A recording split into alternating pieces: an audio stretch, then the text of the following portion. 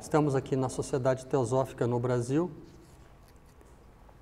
para uma pequena apresentação sobre o reino vegetal. Na Sociedade Teosófica fala-se, desde a sua fundação, vamos dizer assim, nos diversos reinos da natureza, né? O reino mineral, o reino vegetal, o reino animal e o reino humano. E o reino, vamos dizer assim, do super-humano, né? Que seriam os iniciados, os grandes mestres de sabedoria, né? E o reino, cada um desses reinos tem as suas peculiaridades, tem as suas diferenciações, sendo que o reino vegetal, ele tem muitos aspectos. Ele tem muitos aspectos e daria para se fazer diferentes abordagens, né?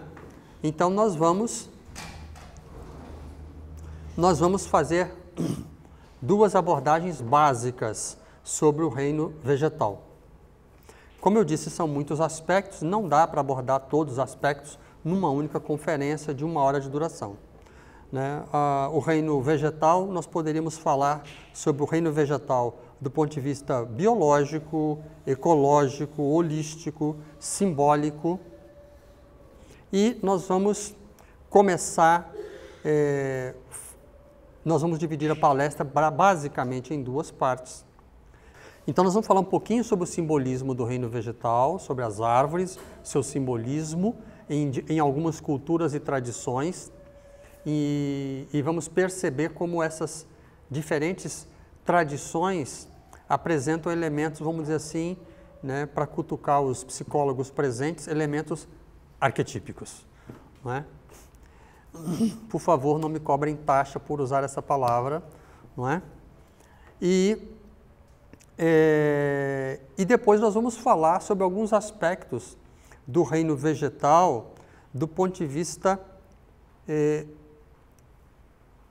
ecológico e holístico, de como o reino vegetal está integrado a todos os outros reinos. De certa forma, o reino vegetal é uma ponte de ligação entre o reino animal e o reino humano, né? Então, nós vamos começar tratando desses aspectos simbólicos. Mas primeiro, como não podia deixar de ser, nós vamos ter uma pequena fala do grande mestre espiritual Sufi, né, Rumi, poeta do século XIII, que nasceu em Balkh, no Afeganistão, está enterrado em Konya, na Turquia, que é o inspirador da ordem dos derviches rodopiantes, né, daqueles sufis. Sufi é o lado esotérico do Islã, como a Kabbalah é o lado esotérico do judaísmo. Então, os sufis rodopiantes, os derviches, né, turcos, ou sírios, ou egípcios, eles têm a sua origem no trabalho de Jalaluddin Rumi, né? E o Rumi tem ele é considerado o maior poeta da língua persa, né? Ele tem uma expressão sobre a evolução da vida muito interessante, que tem a ver com aquilo que nós vamos apresentar aqui. Ele diz assim: desde que chegaste ao mundo do ser, uma escada foi posta diante de ti para que escapasses. Primeiro foste mineral, depois te tornaste planta, mais tarde animal. Como pode isto ser segredo para ti? Finalmente, foste feito homem com conhecimento, razão e fé. Então, nessa ilustração, você vê de baixo para cima, né, um cristal de rocha, uma flor, um jaguar, né, e uma imagem tradicional que é a representação do Rumi. Na tradição Sufi, que é o lado esotérico do Islã, não se fala em reencarnação. Algumas pessoas interpretam esse texto como reencarnação. Mas, na teosofia, fala na evolução da vida como um todo. Então, a vida como um todo, toda a vida que habita esse planeta, ela passa por diferentes estágios, né? Então, me parece que, nesse caso do Rumi, ele está mais se referindo à evolução, à passagem e evolução da vida através do tempo, né? Nós vamos falar, como disse inicialmente, sobre o simbolismo das plantas, das árvores especificamente. E nós temos aí uma árvore no jardim, né, no paraíso, né, no jardim do paraíso dos deuses. Essa é uma imagem sumeriana. E é interessante observar que todos os paraísos, praticamente sem exceção, eles têm árvores. Eles têm plantas sagradas, né? E provavelmente, se alguém estiver contando, né, quantos galhos tem ou quantas folhas ou flores tem, pode chegar a um número que provavelmente tem a ver com os meses do ano ou com o simbolismo da árvore da vida da Kabbalah e assim sucessivamente. Mas é interessante observar que todas as representações do paraíso possuem árvores, árvores que dão frutos sagrados. A árvore são chamadas de árvores da vida, né? Tanto como a árvore, tanto que a serpente no Gênesis, né, ela vem dizer para Adão e para Eva que se eles comerem daquele fruto, eles serão como deuses, se tornarão imortais. Então esse é um elemento simbólico que aparece em muitas tradições. Aqui nós temos o pilar de Djed, né? O pilar de Djed é um símbolo da vida egípcio, né? Quando Osíris foi aprisionado no sarcófago e atirado no rio Nilo, ele foi parar nas costas do Líbano. E lá o sarcófago foi envolvido por uma árvore, e uma árvore ficou tão frondosa, tão bonita, que um rei observando que essa árvore, ele cortou a árvore e usou a árvore para fazer o pilar do seu castelo. A deusa Ísis vai até lá. Eu não vou contar a história do mito de Ísis e Osíris aqui, porque aí já seria uma outra palestra, né? Mas a deusa Ísis vai até lá e consegue desse rei que lhe dê esse pilar. Dentro desse pilar, que é o tronco de uma árvore, que é uma acácia, né? Está o sarcófago com Osíris. E aí tem algumas coisas interessantes, porque a acácia é uma planta que é mencionada em muitas tradições. E ela é peculiar porque ela é a árvore que envolveu o sarcófago do principal deus egípcio. Por outro lado, ela aparece em muitos momentos na Bíblia, em vários momentos na Bíblia. A acácia é o shitar, ou chitim, espinho em hebraico. A madeira de cetim, segundo se diz, foi usada para fazer a Arca da Aliança. A acácia é considerada como árvore sagrada. Moisés, a pedido do Senhor, ordenou ao seu povo, enquanto descansava no deserto, ao pé do Sinai, que usasse a acácia na fabricação do tabernáculo e nos móveis neles usados. A Arca da Aliança, a mesa dos pães da proposição, os varais da arca, os adornos, etc. A Arca da Aliança, né, farão uma arca de madeira de cetim, de acácia. Mesa dos pães propiciais, fará uma mesa de madeira de cetim, de acácia. O altar do holocausto, farás o altar de madeira de acácia. E aí dá quantos côvados, né, tem esse altar. Então, é muito peculiar que a madeira da acácia, que é a árvore que envolveu o deus Osíris, seja a mesma que tenha tanta consideração dentro da tradição judaica, que naturalmente cultua um Deus único, Javé, Jeová. Mas a gente tem que se lembrar que os judeus passaram 400 anos no Egito. Então, eles receberam a influência da tradição egípcia. Mas nós vamos mencionar mais algumas árvores características e típicas de várias tradições. E essa é uma árvore muito especial, que é a árvore Ashvata, da tradição hindu. A árvore Ashvata tem uma característica. As raízes dela são no céu. Ela tem as raízes no céu. Né? E o tronco, os galhos, as flores, né? E se tem frutos, imagino que tenha, ficam na terra. Então aí você tem a árvore como elemento simbólico de ligação do mais sutil com o mais espesso. A árvore como elemento de ligação comparável na tradição chinesa ao homem, né? Que é o elemento de ligação entre o céu e a terra. Então a árvore faz também esse papel, ela cumpre esse papel. E, obviamente, tem um simbolismo com Brahma, o Criador, né? Que se manifesta do mais etérico, do mais sutil até o mais denso, ou da própria alma, que desce de níveis espirituais muito sutis até os níveis mais físicos. E aí nós temos, continuando essa introdução da nossa conversação, né, nós temos uma imagem extremamente simbólica que aparece a árvore com o pássaro. Esse é um elemento muito comum.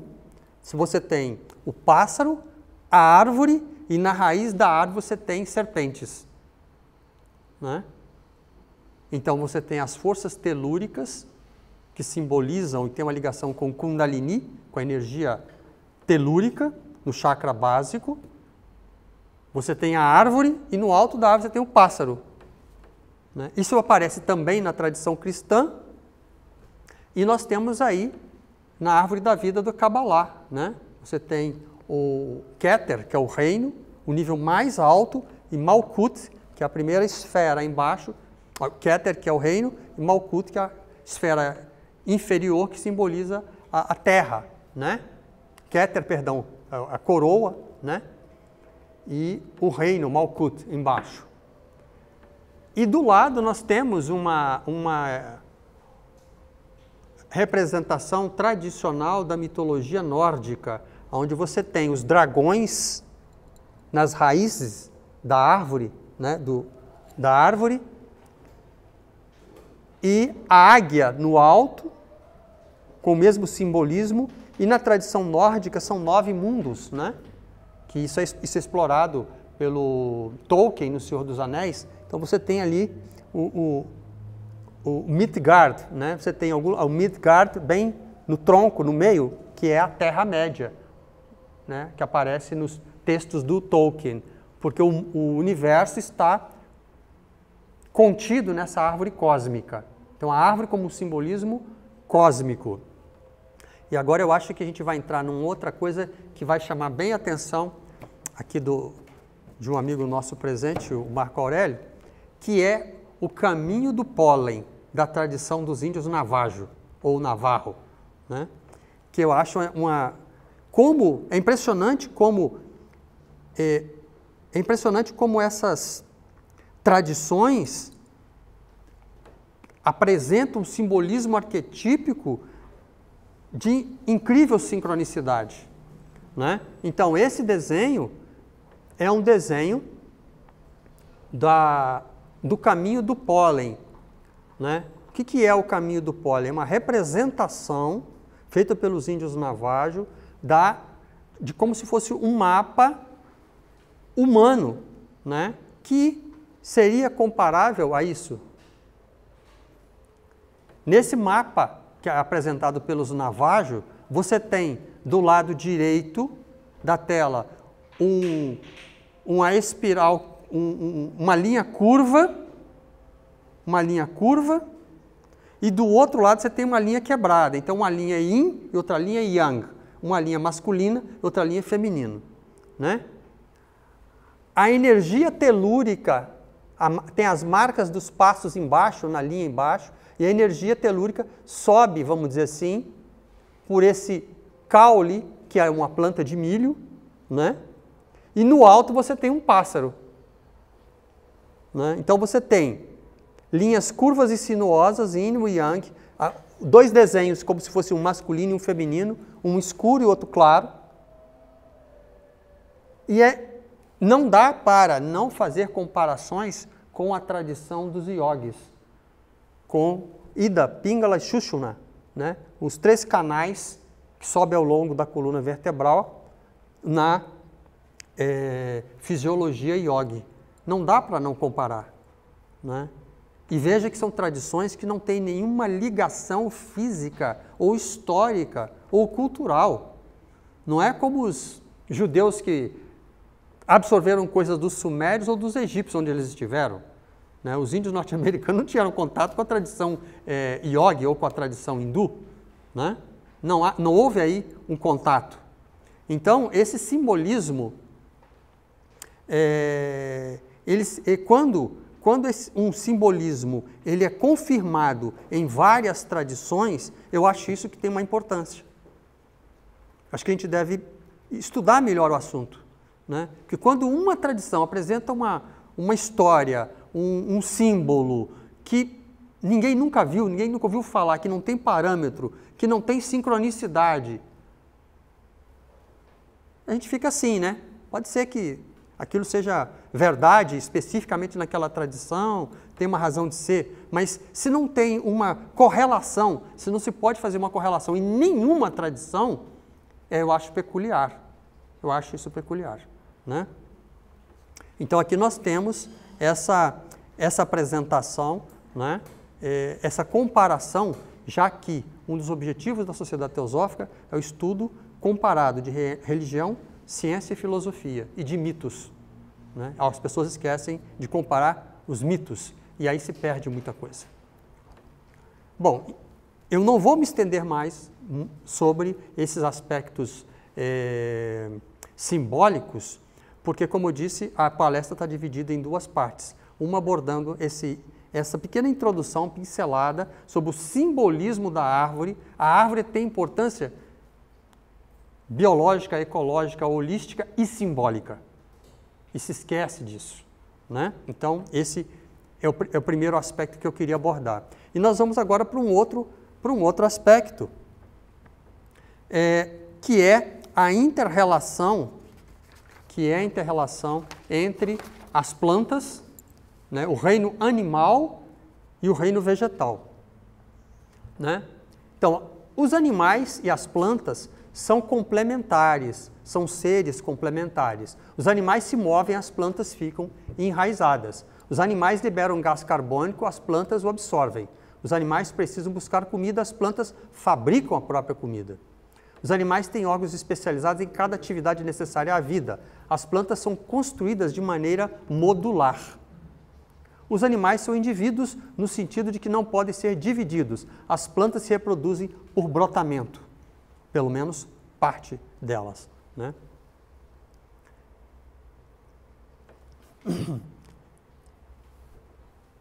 E aí tem uma frase, nós temos uma frase dos mestres de sabedoria. Os mestres de sabedoria são aqueles mestres espirituais que fundamentaram a criação da Sociedade Teosófica, que diz assim: a natureza interligou todas as partes do seu império através de sutis fios de simpatia magnética. E existe uma correlação mútua entre uma estrela e um homem. Claro que eu não vou abordar os aspectos astrológicos do que pode isso querer dizer, mas esta frase já mostra que todos esses reinos, mineral, vegetal, animal e humano, eles estão interligados, eles estão entrelaçados, né? E é muito perigoso, né? É muito perigoso quando você remove um fio da teia da vida. Quando você quebra um fio da teia da vida, você afeta toda a teia, você afeta toda a cadeia, né? Então, isso foi comprovado lá no parque o Yellowstone, com a questão dos lobos, né? Quando os caçadores mataram todos os lobos, o que aconteceu? Os animais se reproduziram de uma forma os animais herbívoros se reproduziram de uma forma tão exagerada que começaram a comer todos os brotos, todas as plantas novas à beira dos riachos. E isso alterou até o curso dos rios. Então foi necessário introduzir novamente os lobos para restabelecer essa homeostase, esse equilíbrio da natureza. E assim que aconteceu, os rios começaram a voltar aos cursos naturais, porque os animais não ficavam, como se diz, dando bobeira por ali, né? Dando bobeira, os animais não ficavam dando bobeira, fugiam e as plantas voltaram a crescer de uma forma normal. Isso fez com que toda a cadeia, né, toda a cadeia biológica se equilibrasse. E aqui nós temos uma frase, né, do Cícero que diz o seguinte: o poder divino deve ser encontrado no princípio de uma razão que permeia toda a natureza. E embaixo temos uma orquídea. Veja, aí nós começamos a ver o interrelacionamento dos reinos vegetal e animal, através dos polinizadores. Então, essa orquídea, ela tem um formato de um inseto, para atrair os insetos, né? E, além de ela ter um formato que lembra o inseto, para atrair o inseto para a polinização, ela emite um cheiro que atrai os insetos. E essa questão de cheiro e perfume, nós vamos abordar nesse próximo slide. O que é uma inseminação artificial? Né?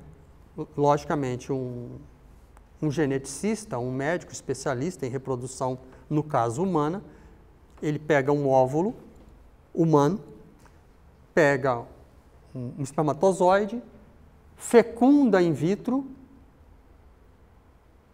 aquilo vira um ovo, né? E aquilo vai dar origem a um ovo, né? E ele vai implantar aquilo na barriga de alguém, que não precisa ser necessariamente a pessoa que doou o óvulo. Isso é uma inseminação artificial. O mais incrível é que, na natureza, isso também acontece. Porque uma abelha não produz pólen. Uma abelha não produz pólen. Um morcego, que também é um animal que faz polinização, alguns tipos pelo menos, aqueles que são frugívoros, né? Eles também fazem polinização. Então, um morcego, uma vespa ou uma abelha, quando ela tem contato com uma planta e o pólen fica preso nela e ela vai para uma terceira planta e coloca o pólen lá, para mim isso é um tipo de fertilização artificial, inseminação artificial. Não é artificial porque, lógico, não está envolvendo equipamento, médico, laboratório, né? É uma fertilização, aspas, natural. Mas percebam que nós estamos falando da interação de dois reinos completamente diferentes. E é uma relação em que os dois reinos ganham com isso, né? Aí nós temos no próximo, perdão. Nesse slide tem uma ilustração de como acontece isso, né? Existe no Panamá uma abelha chamada abelha da orquídea. Essa abelha da orquídea nós já mostramos num filme, No Paraíso na Terra. Essa abelha da orquídea, ela tem uma peculiaridade.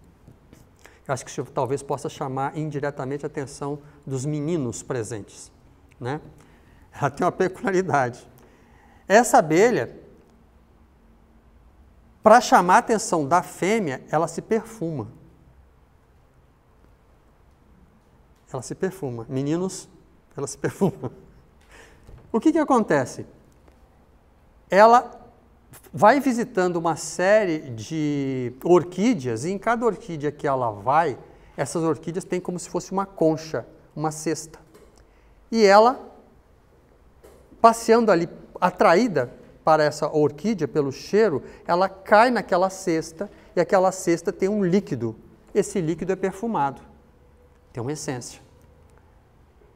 E a fêmea é atraída por aqueles machos mais perfumados, que tem uma combinação, um buquê de perfumes maior. Porque isso mostra o quê? Que aquela abelha, macho, foi em muitas flores, voou muito longe, tem muita força, muito vigor, esteve em muitas plantas diferentes, e então ela se banhou naquele óleo perfumado, naquela essência de muitas orquídeas. Isso quer dizer que ela é um espécime resistente que tem um bom DNA, né? Vai passar para frente um bom DNA. Então as fêmeas escolhem essas que estão mais perfumadas, né? Só que aí acontece um fenômeno interessante. Aí você vê no número 1, né, a abelha chegando, no número 2 ela dentro do baldezinho, da concha, da orquídea, e depois ela saindo. Mas reparem que quando ela sai, tem duas bolinhas amarelas nas costas. Acho que vai ficar mais claro, esse aqui, a abelha tomando banho de perfume, né? E aí fica mais claro, nessa ilustração, o que acontece? Quando a abelha cai dentro daquele copinho, dentro daquele balde, daquela concha da orquídea, ela só tem um lugar para sair. As paredes são deslizantes e só tem um lugar para ela sair. Esse lugar é como se fosse um túnel, e ele é bem apertado, como a gente pode ver ali. E a abelha pode ficar até 1 hora presa nesse túnel.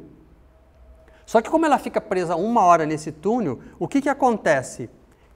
Repare que tem uma mancha amarelada atrás, amarelo alaranjado atrás.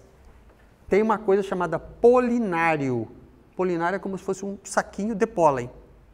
Como ela fica presa ali, e ela está molhada com aquele perfume, que é um pouco gosmento assim, aquele saquinho de pólen gruda nas costas dela. E aí quando ela vai para uma outra orquídea, ela vai liberar, e não vai acontecer na outra orquídea a mesma coisa. E ela vai fazer o quê? Vai soltar o pólen na outra orquídea, né? A abelha pode ficar até 1 hora presa nesse canal, antes dele conseguir sair e passar o pólen à frente. Aí nós temos a imagem, devido à ampliação não é muito clara, mas você tem os 2 saquinhos com pólen nas costas. Não é na patinha, igual nas abelhas normais brasileiras, né? E nessa a gente tem lá uma seta apontando. O nome técnico é polinário, né? Então isso mostra como é que o reino vegetal desenvolveu uma estratégia. Aí que começam as perguntas peculiares. Como é que o reino vegetal desenvolveu uma estratégia para atrair a abelha? E como é que isso influenciou nas abelhas, na escolha da reprodução? A abelha ajuda na reprodução da orquídea. A orquídea ajuda na reprodução da abelha. A inter-relação dos reinos. Como é que isso se estabeleceu, né?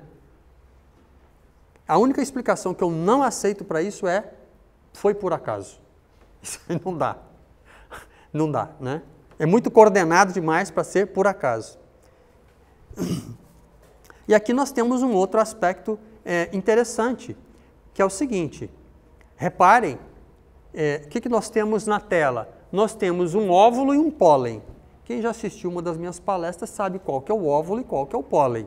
Mas quem não assistiu pode ser que tenha alguma dificuldade, né? Reparem o design.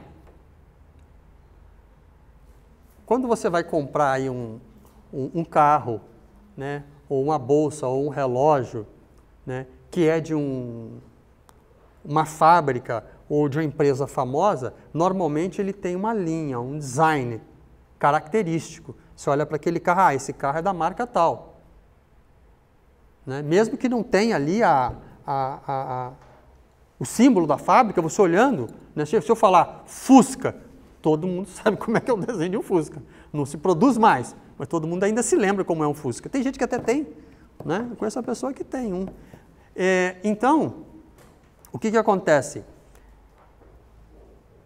Na natureza, parece que existe um design determinado, um desenhista próprio. Porque, veja, nós temos um óvulo e um grão de pólen. O desenho é muito parecido, né? O óvulo, naturalmente, é o da direita, é o maior, né? Da direita, o desenho arroxeado da direita é o óvulo humano. E o da esquerda é um pólen. Mas por que é que tem o mesmo design? Por que o desenho é parecido? Porque talvez o desenhista seja o mesmo. Se você quiser chamar de mãe natureza, chame de mãe natureza. Se você chamar de Deus, é contigo. Né? Mas o design parece que é o mesmo. E aí nós temos o São Tomás de Aquino, que faz uma observação sobre isso. São Tomás de Aquino diz que existe uma coisa chamada a quinta prova da existência de Deus, né? Ou de uma inteligência ordenadora, né? E ele diz o seguinte: existe uma ordem admirável no universo que é facilmente verificada. Ora, toda ordem é fruto de uma inteligência. Se eu colocar meia dúzia de números ao acaso num papel e pedir para alguém ordenar, a pessoa vai dizer: você quer que ordene do superior para o inferior, quantitativamente falando, ou o contrário? Mas de um jeito ou de outro, tem uma inteligência de alguém que vai ordenar aquilo, né? Não é ao acaso. Então, o São Tomás de Aquino, ele diz o seguinte: toda ordem é fruto de uma inteligência ordenadora. Não se chega à ordem pelo acaso e nem pelo caos. Logo, há um ser inteligente que dispõe o universo na forma ordenada. Com efeito, aquilo que não tem conhecimento não tende a um fim, a não ser dirigido por algo que acontece, por algo que conhece e que é inteligente, como a flecha pelo arqueiro. A flecha sozinha não atinge o alvo. Foi preciso que alguém fizesse o arco, a flecha, apontasse, dirigisse e fizesse o esforço físico que vai ser multiplicado pelo arco para a flecha atingir o alvo. Então tem uma inteligência por detrás. A flecha não realiza o trabalho dela sozinho, né? Nesse slide nós temos alguns elementos que confirmam aquilo que nós estamos falando com relação ao pólen e ao óvulo. Reparem que nós temos aí uma semente que voa, né, uma semente voadora, né, uma semente que é dispersada pelo vento, e embaixo temos uma asa de uma libélula. O design é o mesmo, né? E do lado direito temos também outras sementes que têm também pequenas aletas, asinhas, né, que fazem com que ela seja dispersada pelo vento, né? Mais uma vez nós vemos que tem um desenhista, um designer por detrás que parece ser o mesmo. E isso se repete no nível microcósmico e macrocósmico, né? Aí nós temos uma concha de Nautilus, né, que é um molusco marinho, né?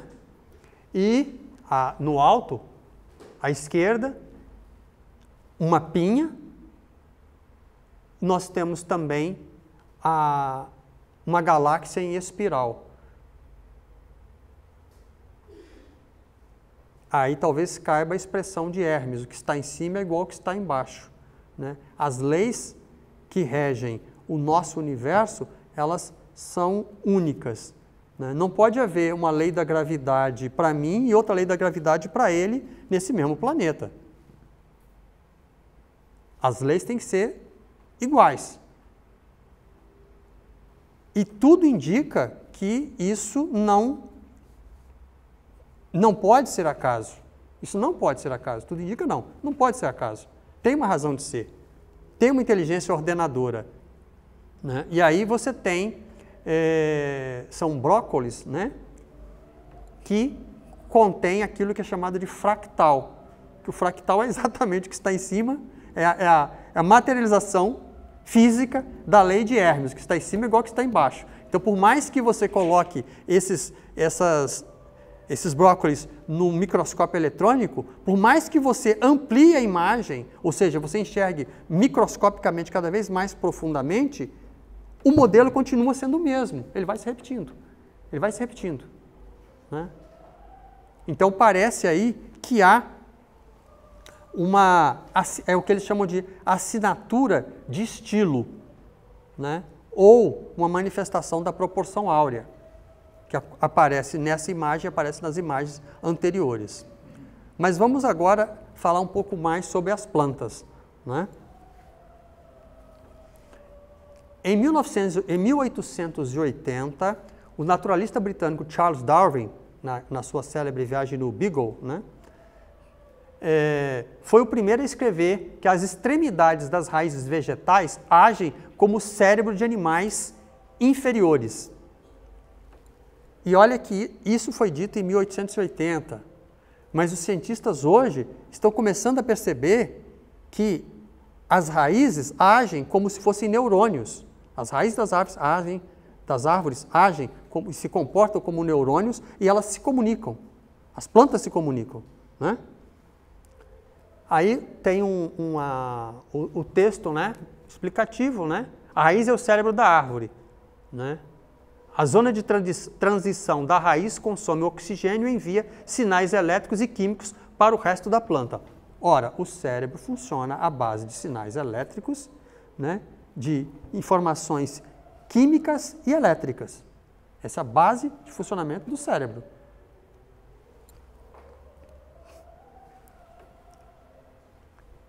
E agora nós já temos comprovação sobre isso. Sabemos que se alguém causa algum dano a uma folha de uma planta, ocorre uma descarga elétrica que se propaga através da planta, disse o botânico Simon Gilroy.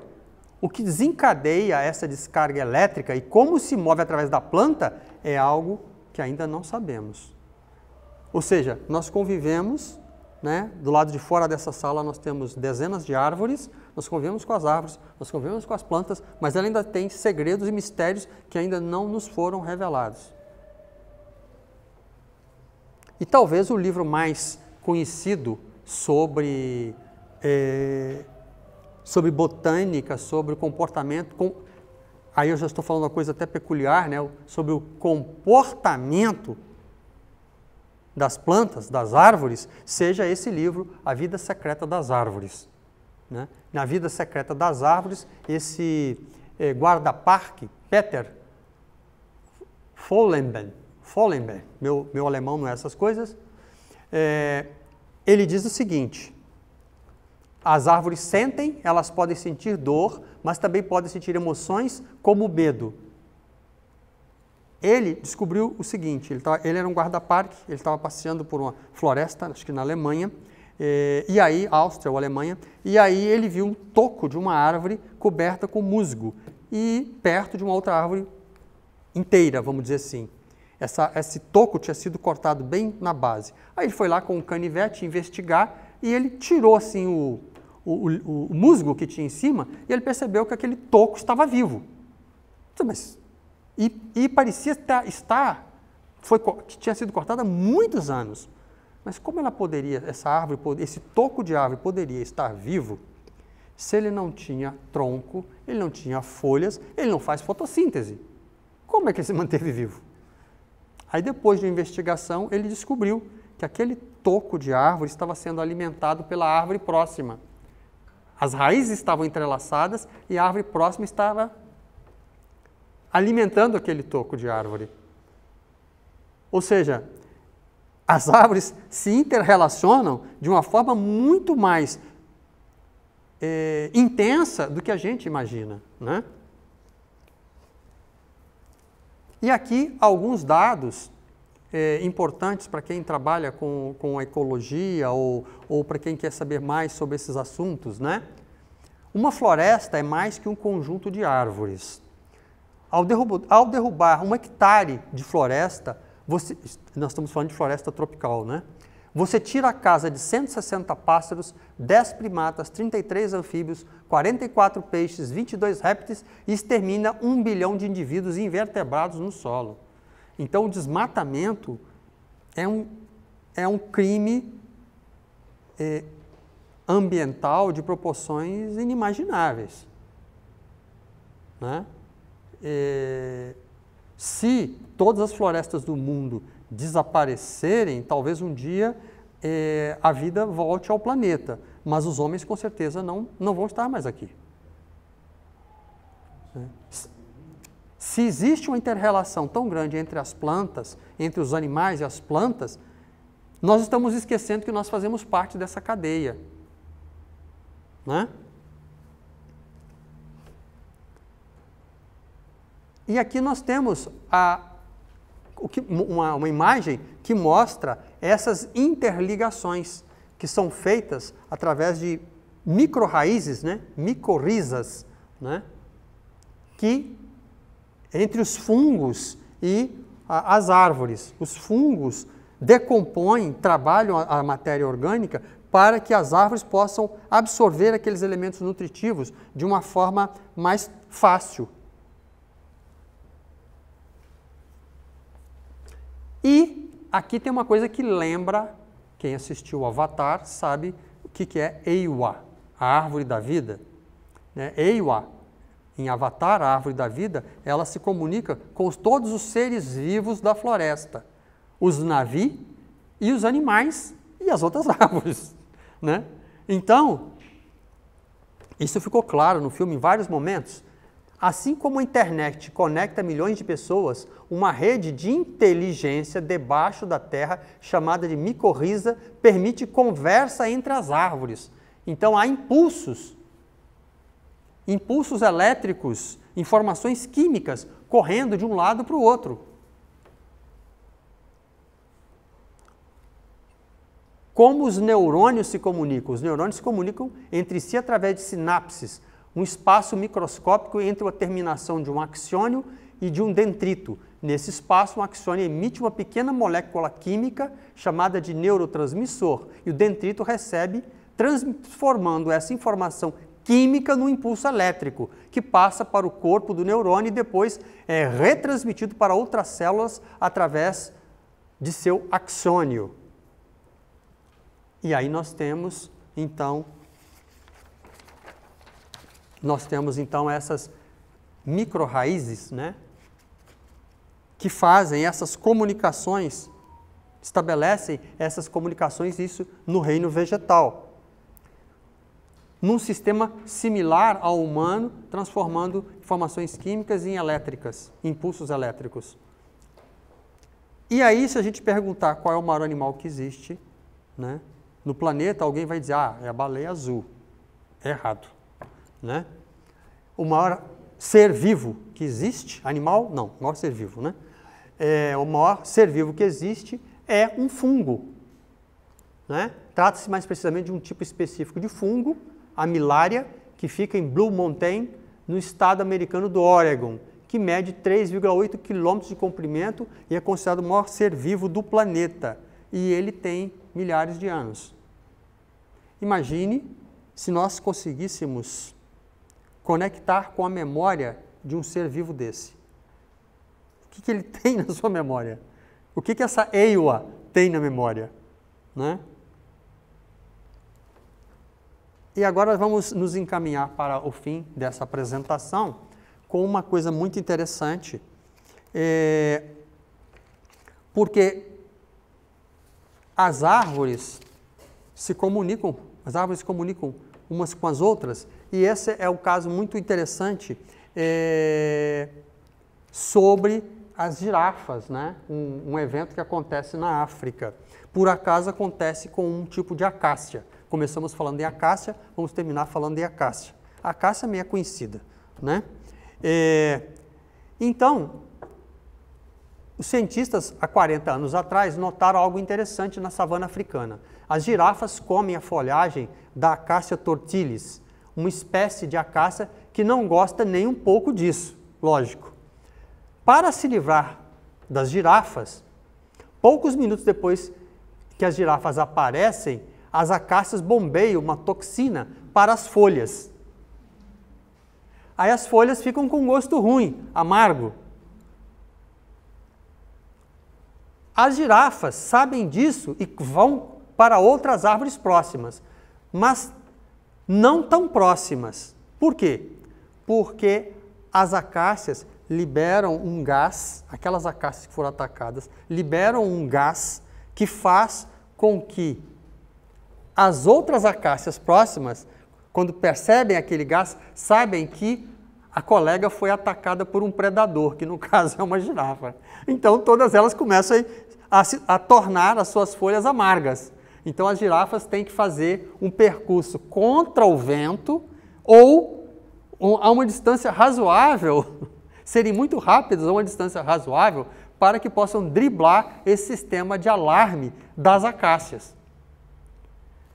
Vejam o grau de conexão, de informação, de que uma árvore passa para outra, né? E que a gente diz, não, isso é uma evolução, uma seleção natural das espécies, etc, etc, etc. Não. Parece claramente que existe uma inteligência por detrás de tudo isso, né? Na teosofia se fala em alma-grupo, né? Com relação aos animais.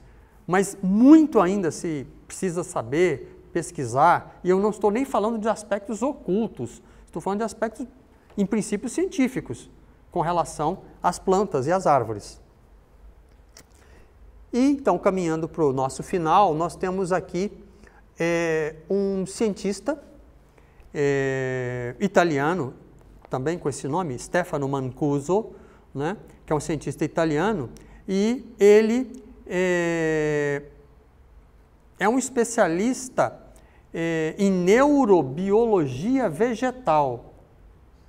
Há poucos anos atrás, houve uma reunião em Cambridge, e onde se emitiu uma declaração, acho que se não me engano, a Declaração da Consciência de Cambridge, que fala da consciência dos animais. Eu acho que em breve nós vamos ter que fazer um novo conclave, um novo congresso, né, para fazer a declaração da consciência das plantas. Quem sabe assim a gente passa a respeitar e tratar mais o reino vegetal com mais consideração, levando em consideração também que a nossa vida depende estritamente deles, né, do reino vegetal. Segundo o fisiologista de plantas italiano Stefano Mancuso, envolvido num estudo de 2006, as plantas pensam. Veja, é um neurobiologista vegetal que está dizendo que as plantas pensam. Não é um observador amador de plantas e animais, o Oswaldo. Um neurobiologista vegetal está dizendo o seguinte: as plantas pensam, só que de maneira diferente. Elas reúnem informações e reagem ao seu ambiente da forma que seja melhor para o organismo como um todo. Elas também respondem umas às outras, tendo nada menos que 3.000 substâncias químicas no seu vocabulário. Olha, eu conheço muita gente que não tem um vocabulário de 3.000 palavras. Né? E, então, para finalizar, eu não podia deixar de citar o nosso querido Oglala Sioux, o grande xamã norte-americano, alce negro, que diz o seguinte: nós sabemos que estamos ligados e que somos um com todas as coisas, do céu e da terra. Olha a árvore, ligação do céu e da terra. A estrela da manhã, a aurora que vem com ela, a lua da noite e as estrelas do céu, apenas o ignorante vê muitos, onde realmente só há um. apenas o ignorante vê muitos, onde realmente só há um. Muito obrigado.